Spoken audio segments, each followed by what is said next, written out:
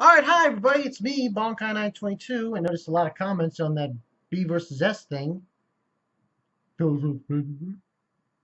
Hey, that scene, don't want to go on around on this again, but that scene with the no, it didn't belong in that movie, and Doomsday didn't belong in that movie. Sorry. Anyway, moving on. Anime Series Reviews. A lot's ending today. Yes, including Gundam. I found some things I shouldn't be seeing. I seen some shit. I seen some shit.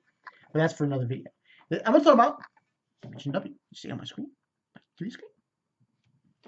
Um, this show was a surprise. I found out this show from Comic Con actually. Yeah, when I went to Comic Con with the guys and stuff. I went into, I think, the Funimation panel, or it must have been some other panel, and they were talking about Dimension W. And I was like, oh, this show. Now, logistically, it's about the year in 2072, the development of coils that can draw unlimited energy from a fourth dimension called W has brought humanity to the pinnacle of prosperity. However, yeah.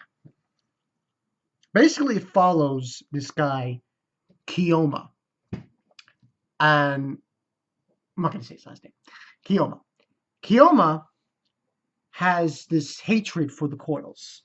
And reason being, without spoiling too much, it has to do something with his past, which we find out in the show. I'm going to try to spoil as little as humanly possible in this video, in this review.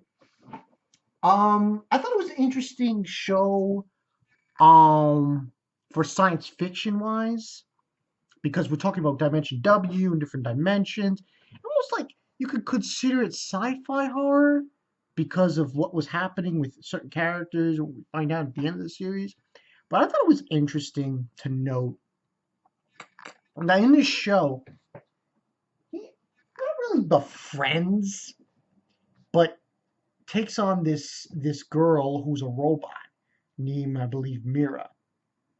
And there's like a whole basic kind of thing going on with her as well, with her and her father, who is this scientist who keeps being brought up throughout the series.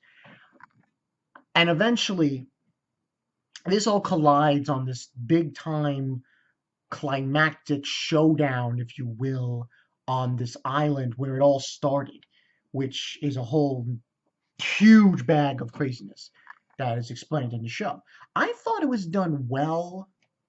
Rating wise, I'd probably give this an 8.5. Yeah, 8.5 out of 10. This was an interesting show. It kind of reminded me. I know you're gonna think I'm crazy. Cowboy Bebop in a way. Yeah, it did, but not on the same scale. But it reminded me with now Kyouma just reminded me a little bit like Spike. The Spike reminded me a little bit of Spike, and I thought it was brought into the forefront in the show very, um, concretely as it went along. And I don't know, for some reason, that's a feeling I got from the show.